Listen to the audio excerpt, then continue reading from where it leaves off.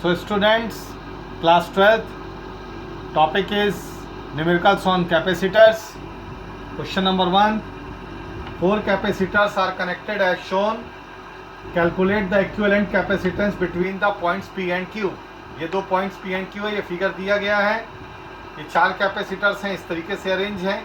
इनका हमको total capacitance find out करना है. तो उसके लिए हम करेंगे क्या, देखिए ये जो प्लस माइनस बनाया है ये मैंने बनाया है, ये क्वेश्चन में नहीं दिया रहेगा, ये आपको समझाने के लिए बनाया है मैंने. कैपेसिटर की एक प्लेट पॉजिटिव होती है और एक प्लेट निगेटिव. आपको P और Q के बीच में इक्विवेलेंट कैपेसिटेंस फाइंड आउट करना है. तो suppose the first plate of this capacitor is plus, then second one will be negative. Okay, तो ये this is plus, this is minus. तो ये वायर जा रहा है, ये पॉजिटिव गया, ये C पर अटैच हुआ. और C से कौन कौन से प्लेट्स अटैच्ड हैं कैपेसिटर्स की, इसकी और इसकी. ये वाली प्लेट पॉजिटिव हो जाएगी और ये वाली पॉजिटिव हो जाएगी. जब ये वाली और ये वाली पॉजिटिव हो जाएगी तो अपने आप this one will be negative and this one also will be negative. तो यह ध्यान देने की बात है कि सभी इन तीनों कैपेसिटर्स की ये सभी तीनों कैपेसिटर्स की जो पॉजिटिव प्लेट है वो A पॉइंट पर जुड़ी हुई है. अब आइए निगेटिव प्लेटों के बारे में बात करते हैं. ये देखिए, ये B पॉइंट है, ये निगेटिव प्लेट, ये निगेटिव प्लेट, ये यहाँ से बाहर निकला, ये यहाँ गया, इसकी भी निगेटिव प्लेट यहाँ पर अटैच्ड है ना. तो तीनों निगेटिव प्लेट हैं, तीनों कैपेसिटर की D पॉइंट पर अटैच्ड है.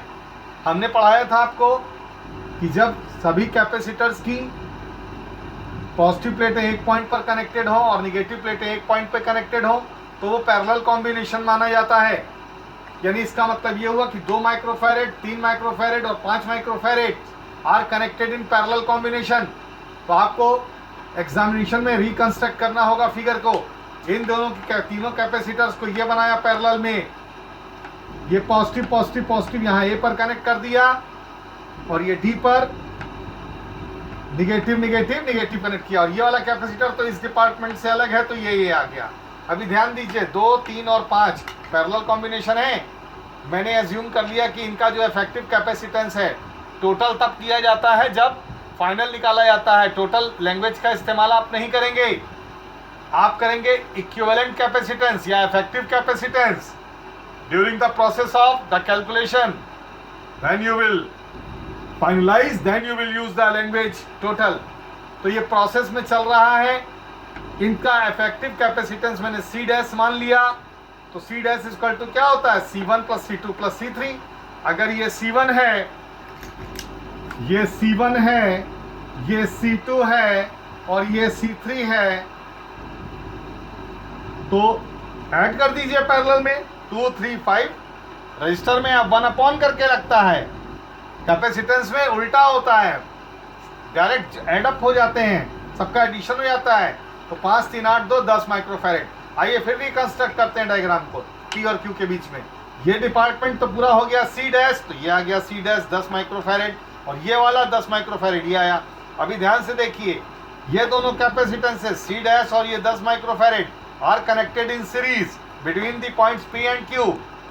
अब हम अभी ये फाइनल कैलकुलेशन है, तो फाइनल कैलकुलेशन में हम एज्यूम कर लेंगे if their total capacitance is C, मानेंगे total capacitance is C, then 1 upon C equal to क्या होगा,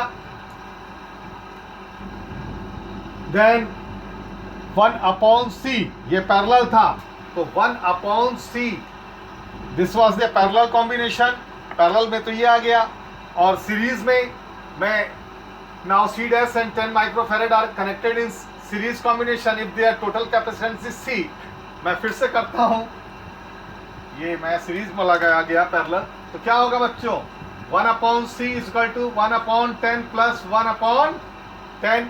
ओके, तो एलसीएम ले लीजिए, 10 1 प्लस 1, तो ये हो गया 1 अपॉन C इक्वल टू 2/10. 2 1 जा 2, 2 5 जा 10, therefore C is equal to कितना होगा, 5 माइक्रोफैरेड. टोटल रिजल्ट कितना आ गया, 5 माइक्रोफैरेड. ओके, अब आइए क्वेश्चन नंबर 2 पर. A parallel plate capacitor has plates each of area A and separation D. Two dielectrics of dielectrics constant K1 and K2 are filled between the plates in the two arrangements as shown. Find out the capacitance of the capacitor in each of the arrangements A and B. ये देखिए दो arrangement ए और B दिए गए हैं, वो कह रहा है इन दोनों अरेंजमेंट का आप अलग अलग टोटल कैपेसिटेंस निकालिए। दोनों अलग अलग क्वेश्चन हैं। Area of the each plate दे दिया है कैपेसिटर का ए, और distance between the plate capacitor कैसे की बात कर रहा हूँ, डी दिया हुआ है।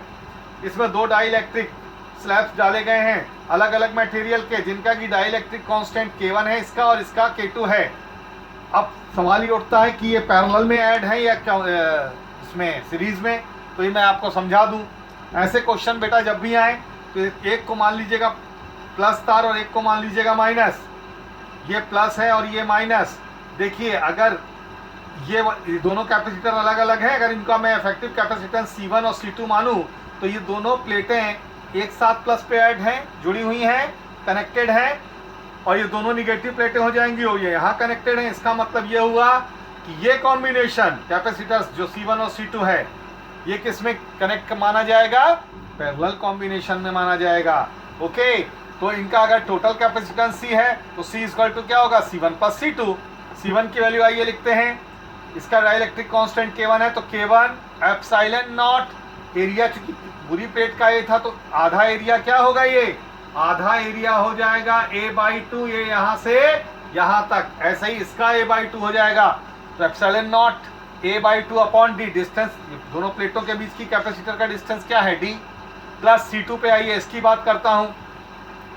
एप्सिलॉन नॉट यानी K2 into epsilon not A/2, इसका भी एरिया हाफ हो गया और डिस्टेंस तो D है। अब आप एलसीएम लेके सॉल्व करेंगे तो you will get the result epsilon not A upon 2D bracket में K1 प्लस K2, ये टोटल कैपेसिटेंस आ गया।